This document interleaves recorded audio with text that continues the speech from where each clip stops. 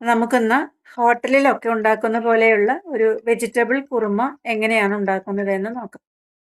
അതിന് ആവശ്യം വേണ്ടുന്ന സാധനങ്ങൾ: തേങ്ങ അരച്ചത്, പിന്നെ കുറച്ച് തേങ്ങാപ്പാൽ, മല്ലിയില, തക്കാളി അരച്ചത്, പട്ട, ഗ്രാമ്പു, ഇഞ്ചി വെളുത്തുള്ളി പേസ്റ്റ്,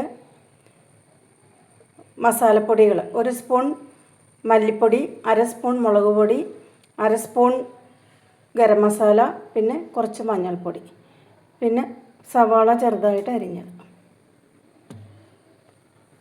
നമുക്കിതിലേക്ക് ആവശ്യത്തിന് വെളിച്ചെണ്ണ ഒഴിക്കാം.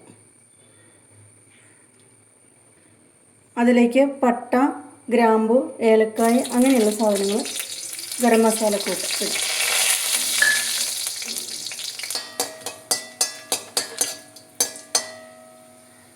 ഇനി നമുക്കിതിലേക്ക് ഇഞ്ചി വെളുത്തുള്ളി പേസ്റ്റ് 1 സ്പൂണാണ് കേട്ടോ.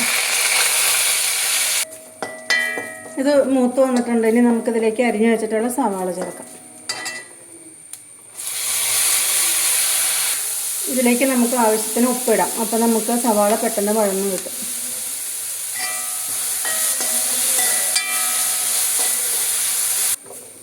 ഇനി നമുക്ക് മസാലപ്പൊടികളെല്ലാം കൂടെ വെള്ളത്തിൽ ചാലിച്ചത് കേട്ടോ, അല്ലെങ്കിൽ അതിടുമ്പോൾ തന്നെ കരിഞ്ഞു പോകും. അപ്പോൾ നമുക്ക് 1/2 സ്പൂൺ മുളക് പൊടി, 1/2 സ്പൂൺ മഞ്ഞൾപ്പൊടി, 1/2 സ്പൂൺ ഗരം മസാല, 1 സ്പൂൺ മല്ലിപ്പൊടി, ഇതെല്ലാം കൂടെ വെള്ളത്തിൽ ചാലിച്ചതാണ് കേട്ടോ. ഇത് നമുക്കങ്ങോട്ട് ഒഴിച്ച് കൊടുക്കാം.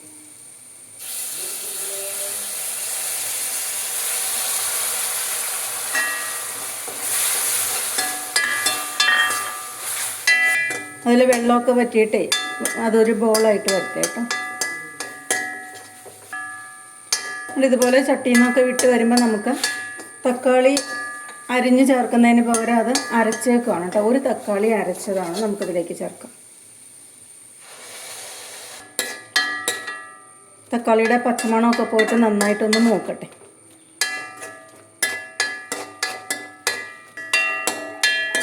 തക്കാളിയുടെ വെള്ളമൊക്കെ പറ്റിയിട്ടുണ്ട്. എന്നിട്ട് ഒരു ബോളായി വന്നിട്ടുണ്ട്. അപ്പോൾ ഈ സമയത്ത് നമുക്ക് അരച്ച് വെച്ചിട്ടുള്ള തേങ്ങ ചേർക്കാം.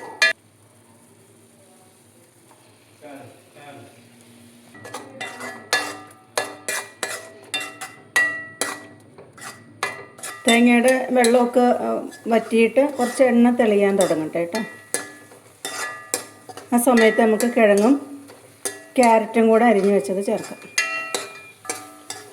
തേങ്ങ ഇങ്ങനെ ചട്ടിയിൽ നിന്ന് വിട്ട് വരുന്ന പാകത്തിൽ നമുക്ക് കിഴങ്ങും ക്യാരറ്റും കൂടെ ചേർത്ത് കൊടുക്കാം.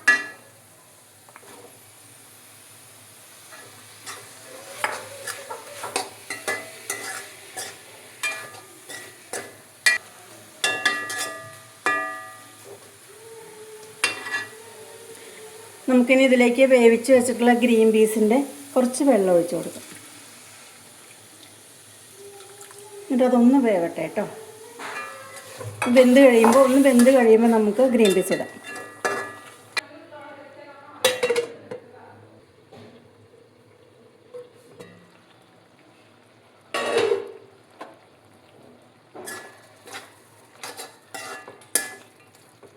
നമുക്ക് വേവിച്ച് വെച്ചിട്ടുള്ള ഗ്രീൻ പീസ് ചേർക്കാം.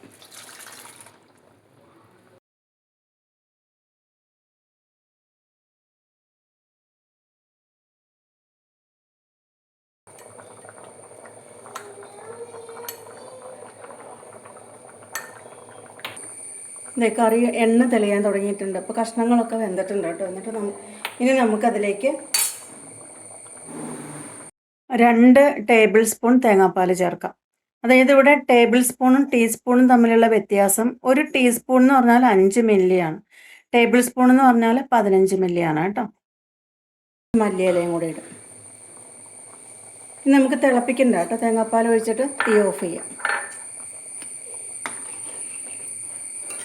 ഇത് നല്ല ടേസ്റ്റാണ് കേട്ടോ. ഉണ്ടാക്കി നോക്കിയിട്ട് കമൻറ്റ് പറയണേ.